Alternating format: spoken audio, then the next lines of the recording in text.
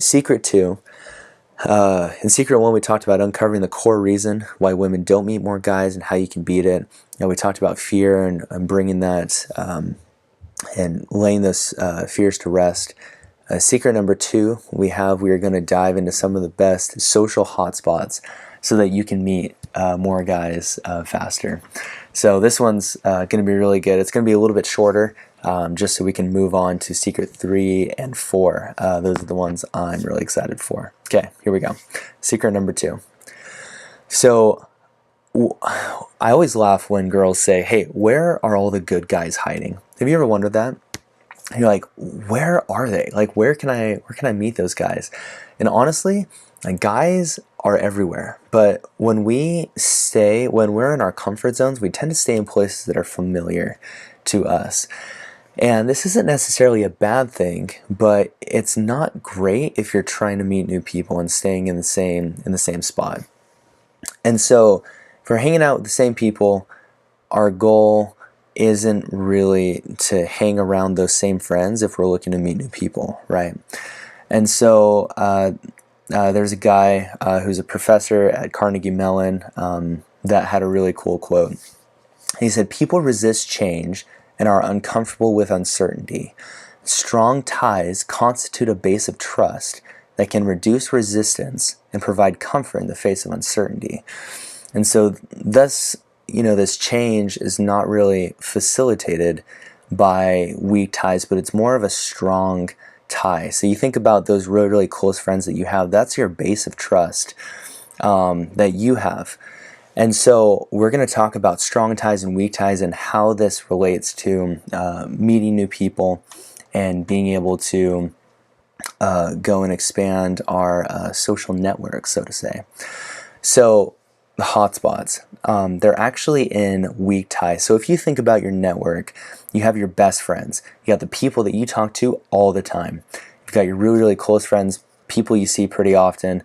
These are the main two, your close friends and best friends, that are your strong ties. And then you've got good people, good friends. These are usually the people that we see every once in a while. We have acquaintances and people that you've met maybe only once or twice. These last two, these good friends and our acquaintances, these are weak ties. And so if you were to think about it, you have your best friends and close friends, and then you have your good friends and acquaintances. Of these, what do you guys think would be the best way to expand your network? And I'm going to tell you right now that it's definitely not your close and best friends. And the reason why is because you already know most of their friends by now. You think about those types of people, the people that they hang out with, you probably know pretty well and are really, really close with. And so think about getting into a place where you can get in touch with those weak ties, getting into a place where you can have the opportunity to interact. You need to put yourself in a position to be around those types of people. So that is really the best way. Being introduced by a mutual friend through these weak ties is probably one of the best ways to go out and meet new people and meet their friends, people you don't have a very close association with. So the second thing is going to be local events and clubs. Guys, if you have opportunities to do this, I would highly recommend it. Going and participating in clubs and other activities, going to concerts and parties, weekend events. I used to go to a lot of dance parties back in the day. And you meet a few people there. It never really worked out a ton for me. But I don't know, especially because if I'm being honest, that these dance parties, they tend to attract the wrong type of people that, I wasn't really interested in dating those types of people. So, if you're anything like me and you're looking for something a little bit more long-term, stick with the local events and the clubs. Instead, find an activity, find something that you really, really enjoy. And this leads me to my third thing, which is our sport teams. So even if you don't play sports, this is a great way to meet new people because the common interest that you have in sports helps people you meet there immediately feel a lot more comfortable talking together because you both have a common interest. And this is really the crux of meeting new people, is common interest and this sociality. When you have weak ties, you have a common interest. You have a mutual friend and someone that you're being introduced to. If you have a local event or a club or something that you're, really, really passionate about, and it's sports as well, something you're really passionate about, you both have that same idea and that same love. And so you have that common interest and that sociality. That sociality is being able to come together in a place where people can feel included together. So one of those things for me was Ultimate Frisbee. And some of you may know this already, but I love Ultimate Frisbee. It is my favorite sport in the entire world. It's full of excitement, energy, drive. I've been playing for many years, and every time I play, I always get this stroke of adrenaline. And I remember that this was probably a few months ago. There were a few other girls that were playing with us, and I always, if I'm being candid, I always checked out some of the girls to see if there were any women there that I might be interested in, that I would want to date. Because I've always wanted to date a girl who plays Ultimate Frisbee and not one who just like tosses a Frisbee around but actually loves the sport. That would be my ultimate, no pun intended, dream. I honestly would much rather just go to a park and toss a Frisbee for hours than sitting at a nice restaurant and eating, like a really, really juicy steak like most other guys. Like I would love to just go and just play Frisbee. It's my huge passion, and I want someone that who can do it with me. So after one of our games, I started throwing around with one of the girls who was there. She was actually one of my weak ties. Someone that, we had a mutual friend, we had met a few times, but we weren't like super, super tight. And so we would both we were throwing it back and forth, and we would cut in a certain direction. The other person would throw it as we were running, we would catch, and the other person would run and we would throw it back and forth, and it was really a lot of fun. And then she stops and she asked me, okay, how can I get my forehand to go farther? And the forehand, for some of you who may not know, is like an outside throw, where if you're, instead of throwing it like a backhand, you turn the Frisbee to the outside and then you throw it that way. And she was having a hard time with that. And that was actually my hot button. I absolutely love it because I had actually coached one of the Ultimate Frisbee teams in town. It's one of my favorite things to do. So we spent the next 45 minutes working on her forehand and throwing the Frisbee back and forth, learning new techniques. It was awesome. And we chatted a little bit after everybody had left, and we made plans to see each other again after that. I actually noticed that girls who throw this forehand and like throw it really straight, it's actually a lot more attractive to me. And that probably sounds really weird for you guys right now. But after I looked at this a little bit more, it's really not. The only difference with this is that it's not Ultimate Frisbee for everybody. You see, everybody has a passion. Everybody has that one thing that makes them tick. And this one thing, it could be a business, it could be a sport, it could be a hobby for this guy, a show, a talent. There's one thing that people are super, super passionate about. And everybody has it. I don't care who you ask. Everybody has this one thing. And so your job is really, really simple. When you're meeting new people, your job is to find that one thing. So the way that you can tell is you'll notice that their eyes really light up when you're talking about it. They'll mention things, they'll get kind of embarrassed. They'll be like, oh, I'm sure you don't want to hear about this. It's pretty boring. They'll kind of play it down. That's when you know you're on the right track. I was talking to a girl recently about business. This is something that I'm really passionate about as well. And she said, I can tell you really like this stuff because your entire face lights up when you talk about it. So the next step is, once you find that thing that they're passionate about, you have to find a way to become a part of that with them.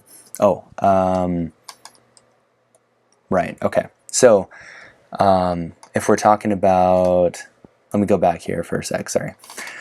Finding a way to become a part of this with them. So don't be invasive. Start by asking more about that thing. Ask them why that's so important. And afterwards, when it's appropriate, see if you can somehow become a part of that with them. And if it's a sport that you're unfamiliar with, this is perfect. You'd be like, hey, I don't really know a lot about this, but you're really good. Would you like show me like how to play? If it's a hobby, you can go and do it with them. If it's dancing or singing, you could go support them at a play or one of their shows, but somehow find a way to become a bigger part of their passion. And when you do, something very interesting is going to happen for you. You will begin to teach them to associate you with their passion. And I'm going to say that again. You begin to teach them to associate you with their passion. Now, why would that be so powerful? Well, it's because the wonderful and happy thoughts and good feelings they have when they think about their passion are also going to be associated with you, right?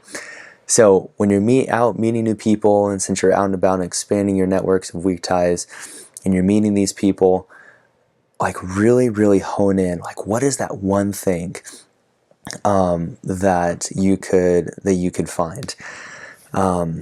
So that's all we're going to say on that. Service and religious activities. This is really good as well.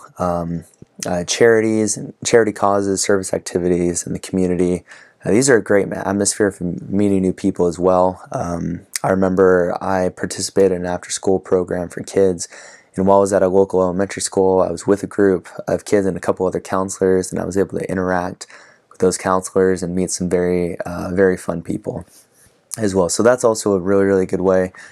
Church is a great opportunity as well to meet people with similar values. Instead of like being at a dance party or a rave or something like that, church will really give you a great opportunity to meet new people in a more relaxed setting. Remember, it's about finding like common interests and finding a connection, and that's sociality. And so church is a great way to do that. So if you get into, if you're just starting to go to a new church, one of the worst things you can do is sitting back in the meetings and then leaving right after the services are over. So instead of doing that, try to get involved as quickly as you can. So if there's like some sort of activities committee, if there's a ward choir, even if you don't even sing, like becoming a part of the ward choir, remember that common interest in that same sociality is super, super important. Becoming a part of, if they have a Facebook group, trying to attend all of those activities if you can as possible.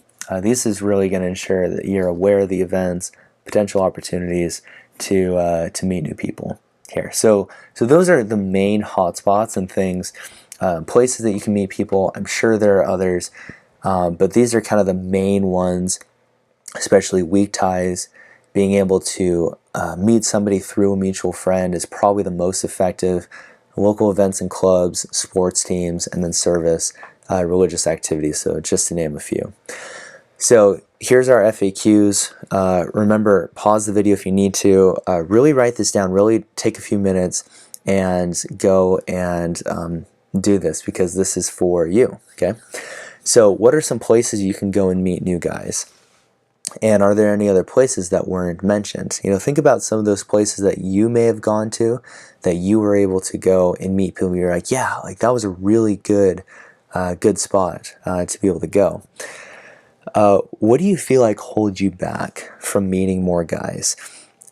Maybe this could be part of that fear. Maybe it's not fear. Maybe you're a really outgoing person. Maybe you just need to get into new places, new venues. Maybe you just need to experience a new place or a new event or a club or maybe a service or religious group, whatever it is. Maybe it's just getting into more spots. Maybe it could even be just having that, fear of rejection of going, and you're like, oh, I really don't want to, go and meet that person because it's really scary, whatever it may be. So take a few minutes and, answer this question. What do you feel like holds you back from meeting more guys? Again, what was your aha moment from this section? Was there maybe a new place or something that you hadn't thought of before? Maybe as you were brainstorming, what was your aha moment from this section? And then in your city, what are some of the local clubs or hangout spots that you're interested in? And maybe what are some of those places that you maybe haven't experienced? some more social areas of interest that you could be spending more time attending so that you can be meeting more guys there. So pause the video if you need to, and I'll see you for Secret 3, which is so exciting. This is going to be how to get introduced to a guy, so I'm pumped for this one.